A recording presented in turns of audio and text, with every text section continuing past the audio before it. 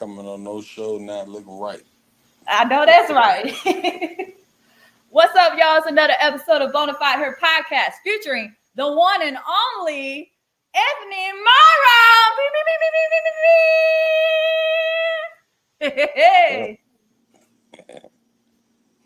man, do you know how like this is legendary for me? This is legendary right here, y'all. Y'all don't understand how legendary this man is. Like from Charlotte and putting on the Charlotte hoops and serve. Gotta give you your flowers. Let them know what it is. You think? So let's get to it. So Anthony, can you tell us like your sports story, how you got to where you are in your journey? Yeah, like first and foremost is from West Boulevard, Charlotte, North Carolina, and went to South Neck first, and then went to Charlotte Latin. Jerry Faulkner, shout out to him. Donnie Fullwood, assistant coach, um, Coach Barker, of course, those are my guys. And went to Georgia Tech for 4 years. Played 10 years in the league for 7 different teams. And my journey is like, I was undrafted going in. Going in undrafted is different. You know what I'm saying? Like you don't get the same. Your accolades change if you undrafted when you go from college to the NBA. You know what I'm saying? And playing 10 years in there, it was love, but it was also a grind. You got to fall in love with that grind to just get there. You know what I'm saying? Just to get there, you got to fall in love with that. And I was blessed to be able to have the opportunity to get the Latin, Charlotte Latin. I would love it, Charlotte Latin, and Georgia Tech, and in the ACC at that time was crazy.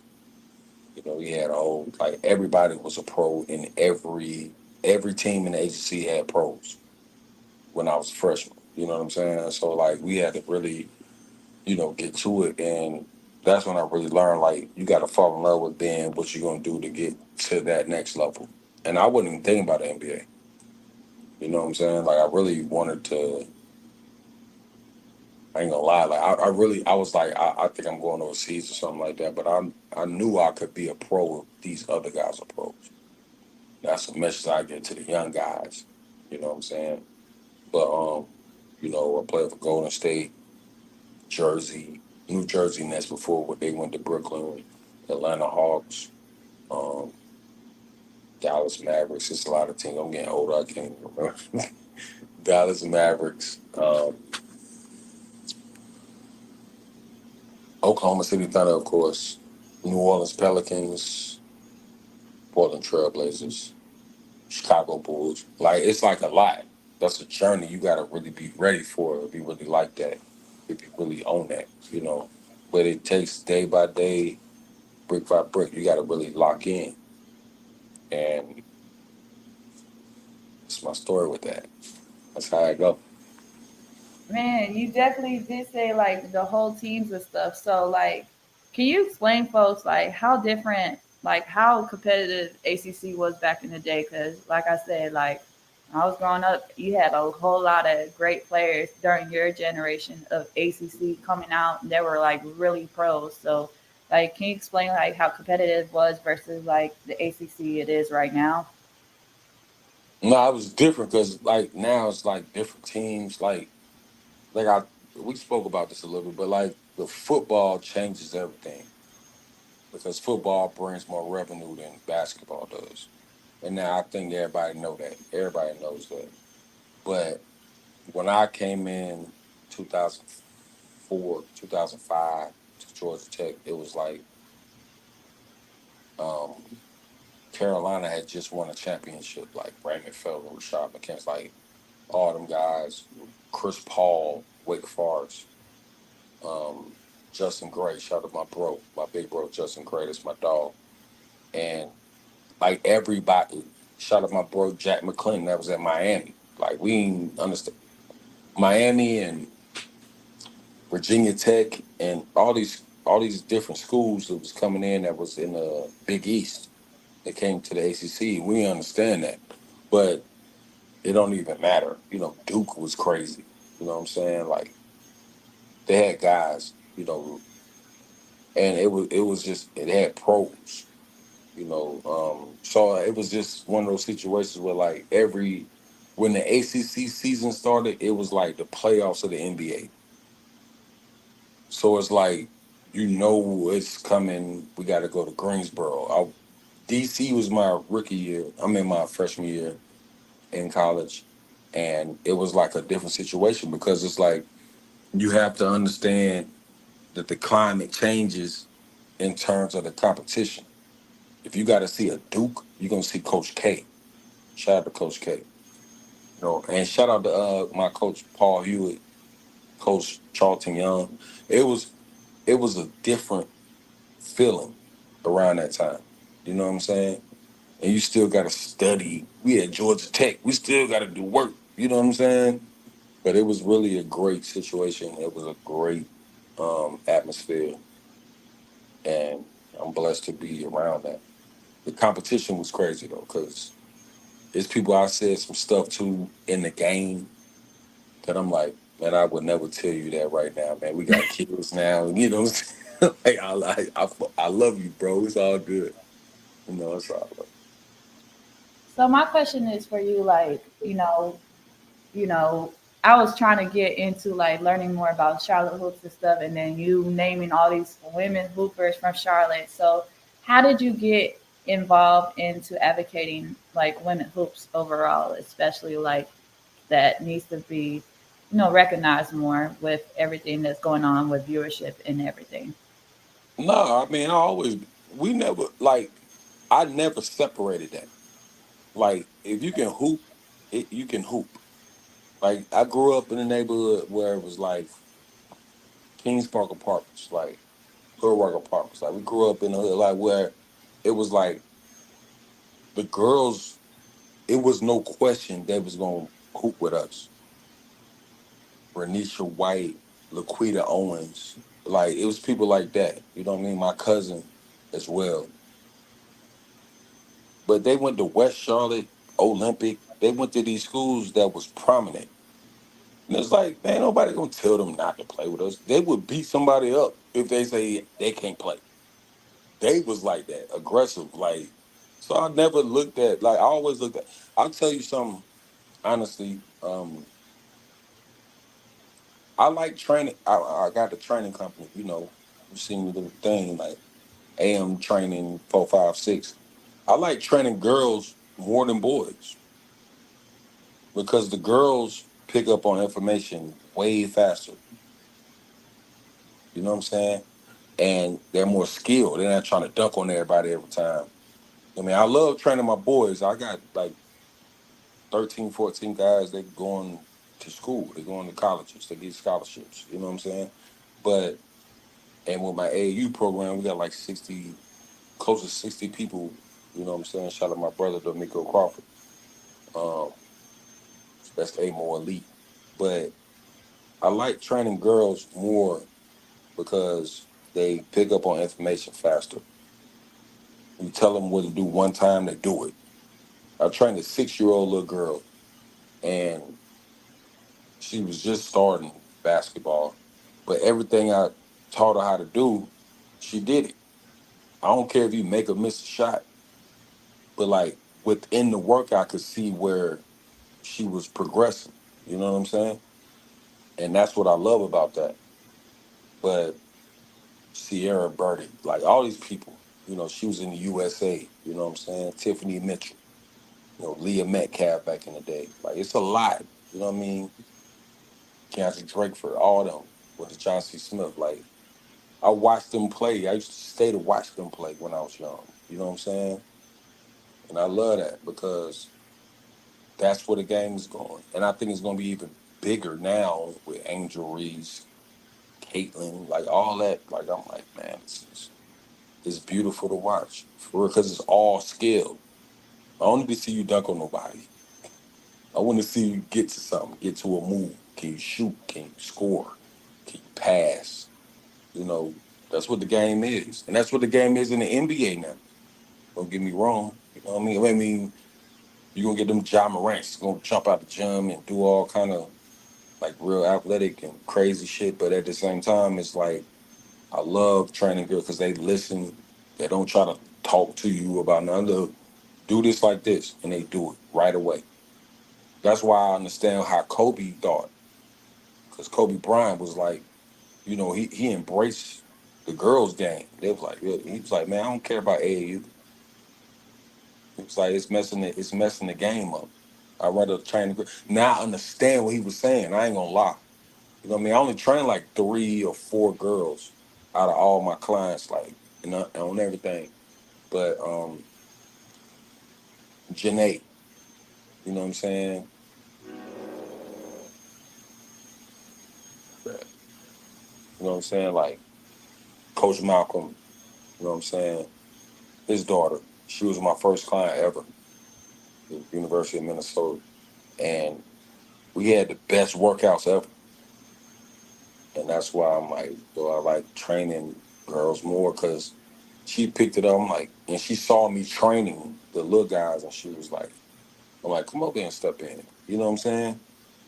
And I like that. My workouts are like community. You know what I mean? So I love. And you spoke about how Kobe. Shout out to Kobe. Rest in peace to a legend, for real. Um, you mentioned how like you saw how Kobe just kind of embraced training and working with the girls, especially having his own like travel AAU team during the time, and you got a chance to play against him. What was that like during your time? What was that like playing against Kobe and then like maybe chopping it up and learning from him? Shit, Cole was kind of like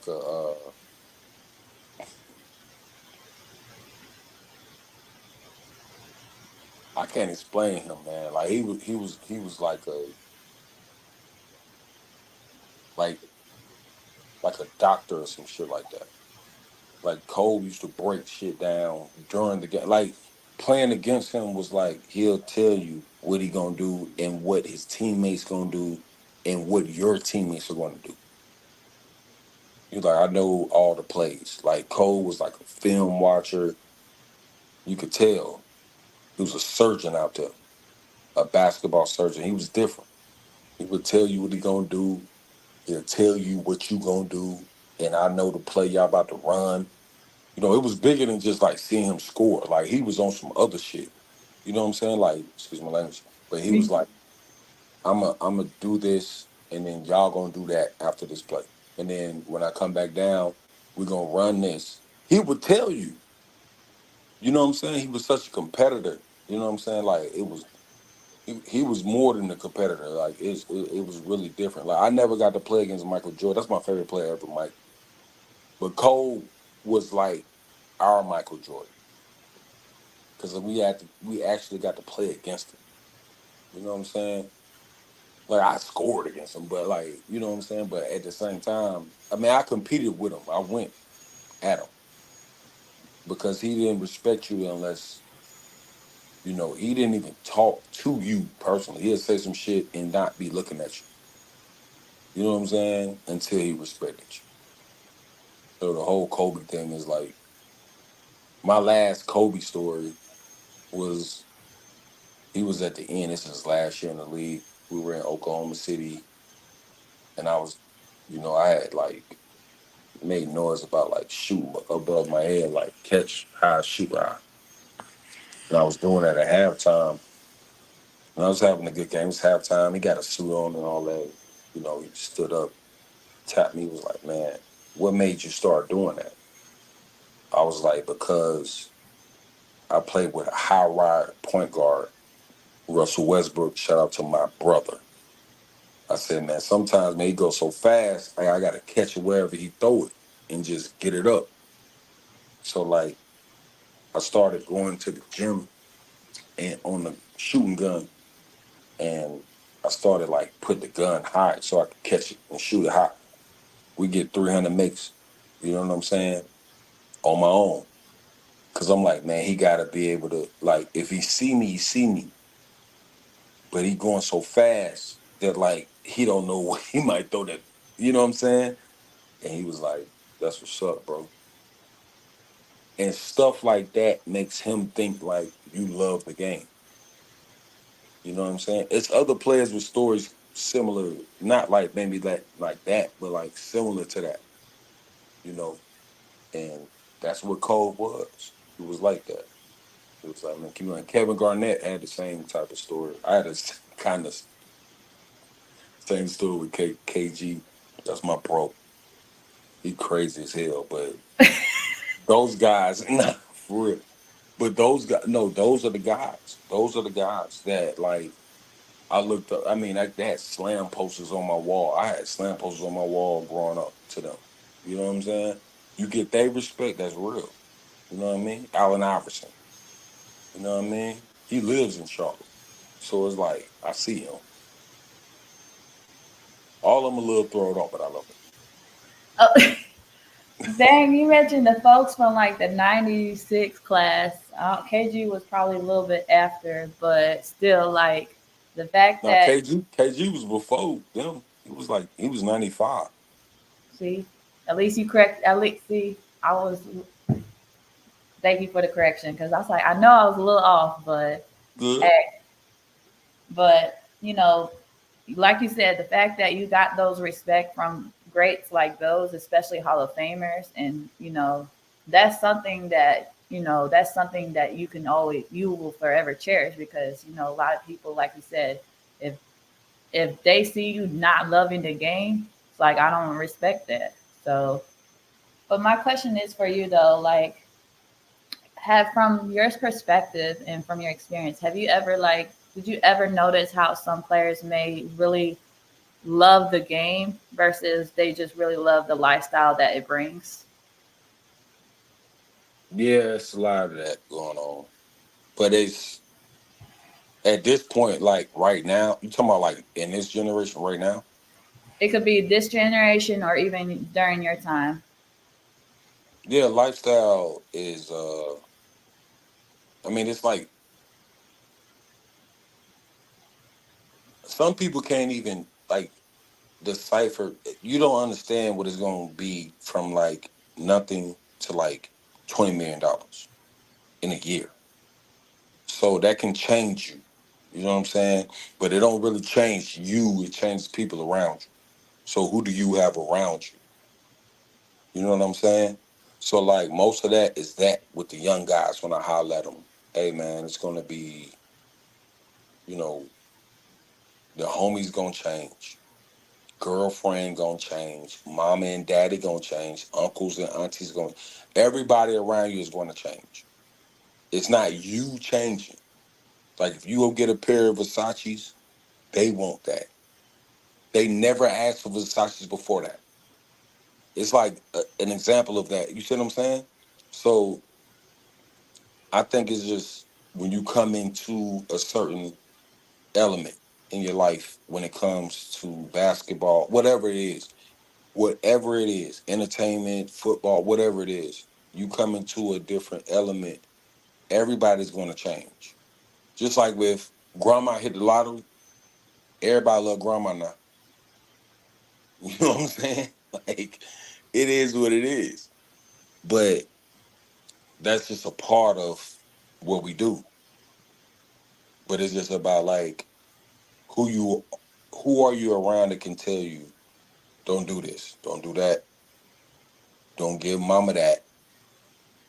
You know what I'm saying? Don't give daddy that, don't give grandma that. What the idea of something we're gonna invest in, don't do that. You know what I'm saying? And just having the right people around you is gonna say, hey man, it's a good investment over here. That's a good investment over there. It's a bad investment over there. So the lifestyle is gonna be the lifestyle. You can't not hide who you are if you in the NBA. You can never hide that. Even if you're the last person on the bench, you can't hide who you are. Especially if you go back to your hometown, you're gonna be who you are. You know what I'm saying? You was probably the high school star, went to college was a star, you get in the league, it don't matter what happens, you're gonna be that. You can't not stop that.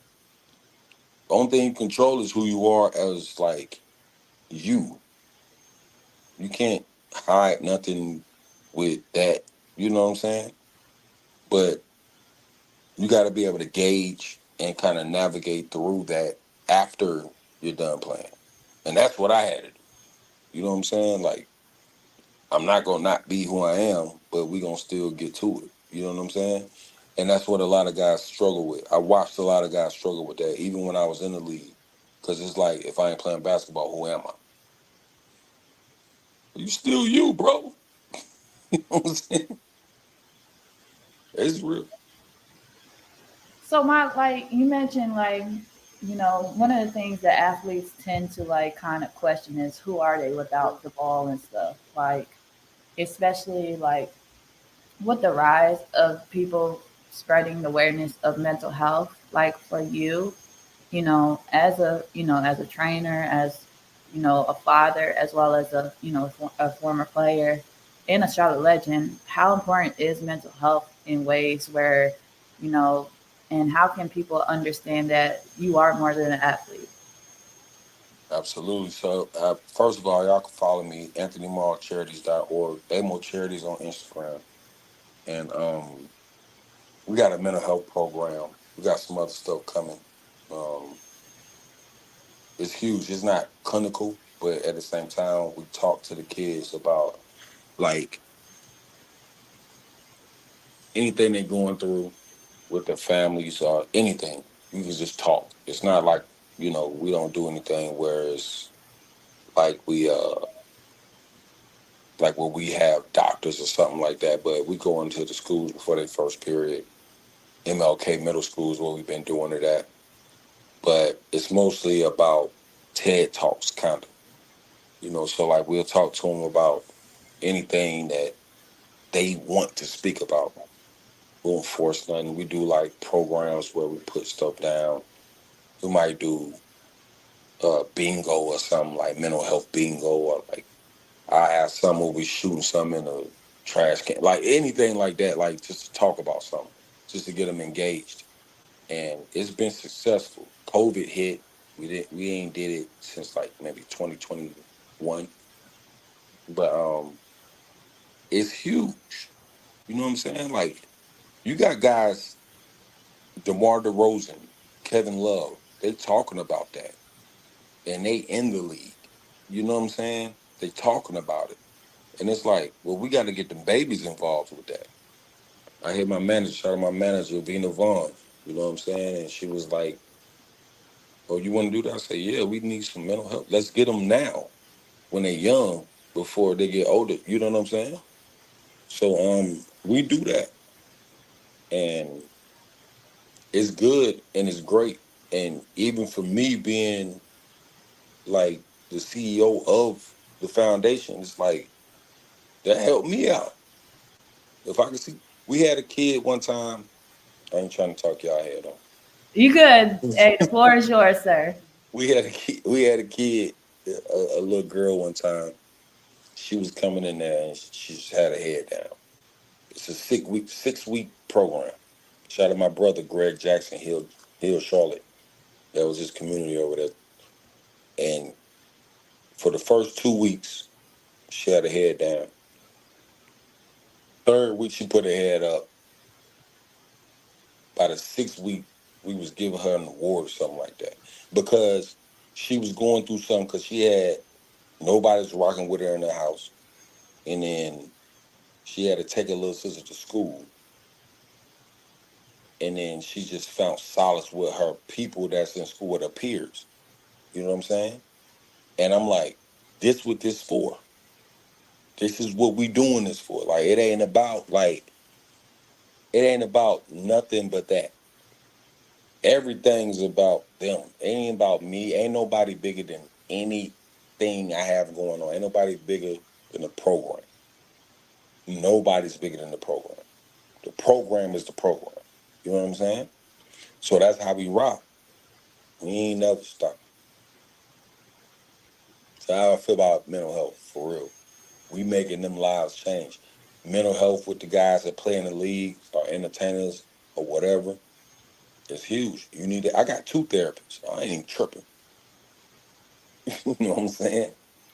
But at the same time, it's just like knowing who you are at the core, because that lifestyle of playing in the league will have you thinking I'm this now, and I never left where I'm from, and that's why I'm still here because I'm like I needed these people that's still here with me because you start thinking you one of them people, and it's not like that.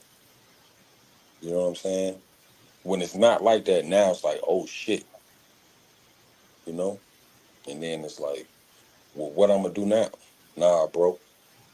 Who are you at the core? Well, Hov said you was who you was before you got here. That's a real bar. You was who you was before you got here. Who was you then? You know what I'm saying? I'm dropping jewels on you right now. I'm I'm gonna just, charge you. I'm gonna charge you for this shit. Nah. I was, I was like, dang, I'm usually the ones to be dropping jewels, but hey, iron sharpens iron. So, like, Nah, you, sorry. I'm fucking with you. so it's because it's with everything that happened in 2020, everybody was like it was shut down, everything was shut down. So you had a lot of athletes, whether it's student or professional, trying to figure out who they were without that sport, and then mental health really played a huge toll in it. So it's some folks were dealing with injury even before, like, say, COVID hit, and that took a whole toll. And I think a lot of people tend to forget that athletes and student athletes, they are human first. First and foremost, they are human. Like, what they do and what they're doing is like, yes, it's a title, but you gotta accept them as human first. You can't be a fan when they're a spectacle, when they're like entertaining you, but you don't accept them when they're at their vulnerable, or like, you can't be a fan if you can't accept them as human. It's a fact. I be Like I be trying to let folks know, put them on game. Like, look, I'm just saying, but it's real talk. always dropping gems like it's like an everyday thing. Just drop mics. But my question for you though is, you know, how important is representation for you, both on and off the court? Like, especially when you as a play, just both on and off the court. How important is representation for you? I mean, it's huge. I mean, you gotta like. I'm gonna represent Charlotte every day of my life. I don't care what it is. Like, but um, just making sure that you on the court, of course. Branding. You mean like branding or like just who you are? Both. Yeah, who you are. You got to brand that. Like who I am on the court is who I am in life. Like for real. Like and like social media and stuff like that. I tell people all the time, like who you see me as on social media or when I was playing on the court, when you see me out in person, it's the same person. Like I ain't got to change nothing. You know what I'm saying? And shout out to big homie, Charles Barkley. He was always like that. You know what I'm saying? I know him, but I don't know him like that, like closely. But he's really like that. You know what I'm saying? Like who I am is who like it ain't gonna be nothing differently than that. You know what I'm saying? I would not want my kids to feel like daddy is one way at the house or something, or when we out, he different. No, daddy is the same. Every element I'm in, I can articulate myself in any element. I can be myself. I can dress how I am. I got 60 tattoos. I'm gonna be the same. You know what I'm saying? So like that's like main thing is just being yourself in any element.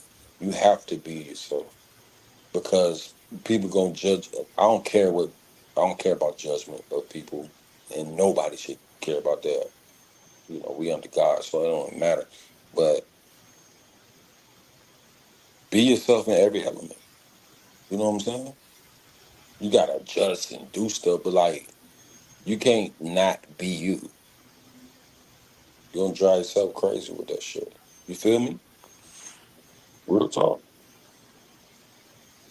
You can't like that's the thing. A lot of people trying to fit into what is like say trendy and stuff, but it's like everything comes and goes like seasons of who you are. You know, that's a longevity. Like if you really want to build your own legacy, you gotta be yourself. So Facts. I'm just saying. So, but so my question though, you know, why from your perspective, why is it that say when it comes to like supporting women's sports, why is it kind of like why is there in ways not a lot of male athletes that say they're in that same sport as say a woman hoops? Why is there barely any support like for women hoops? Like why is there like maybe little to no support or don't even like kind of show the same love that the women hoops show love to men's? I gotta disagree. Okay. You got LeBron James, all of the USA Olympic gold medal teams at the game. And then now you got Caitlin Clark, Angel Reese. They're building up other players that we never would have known about. This is the biggest support you could ever see for the WNBA and the USA Olympic women's basketball team. It's the biggest support ever. You just gotta let it sit. I don't like people like a lot of people missing the mark when they report on this. They are doing exactly what they supposed to do, and they need to embrace what's going on. We've never seen that. You've seen people in the past, Cynthia Cooper and all them back in the day. You know what I'm saying? Dawn Staley back in the day. We never Dawn Staley right now, if she was back then right now, it'd have been like Angel Reese or something, or Caitlin Clark. They didn't get that kind of support back then. Now they getting it. They really getting it. You cannot complain about it. Let them rock. Let them rock.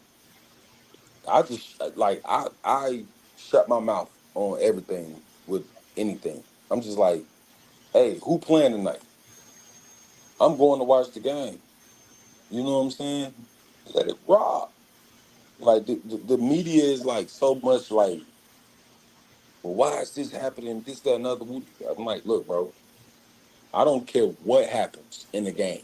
Caden Clark get knocked down, Angel Reese talking shit. I don't care. Let's watch it, bro. Let them rock. Because you don't say that if LeBron get knocked out in the game or knocked down in the game.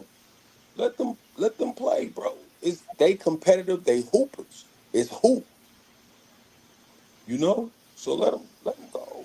That's what it is. Like it's the most visibility that the WNBA has ever had ever.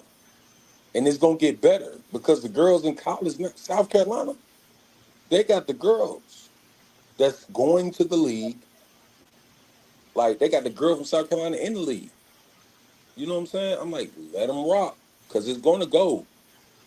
The visibility comes with the basketball related income, the BRI. The more visibility you get, TV deals, the more money the players get. The NBA been doing it for years. So now that's with the union. So now the WNBA union, I don't know if it's different or the same, but if it's different, you're gonna get more money, the players get more money. And that's what's happening. Like, shut the fuck up. Let them rock. You know what I'm saying? Just let them rock, bro. I just like competition. I want to see my little homie Malaysia Phil Wiley from South Carolina. She's gonna get off. Lay with the butter. You know what I'm talking about? Shout out to my dogs in South Carolina, man. She was a baby. She's nice.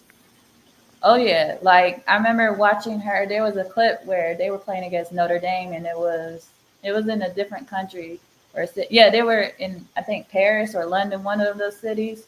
Went And behind the back and yeah, went behind the back yeah, and hit the goddamn, yeah. She went to the work. She nice. She been nice like that. She was a house. Hey, shout out my brother Zam Frederick. Went to Georgia Tech with me, and then he transferred to South Carolina. He told me about Malaysia, like when she was like the eighth grade. He was like, "Wait, did she get that?" And she did that. It's crazy.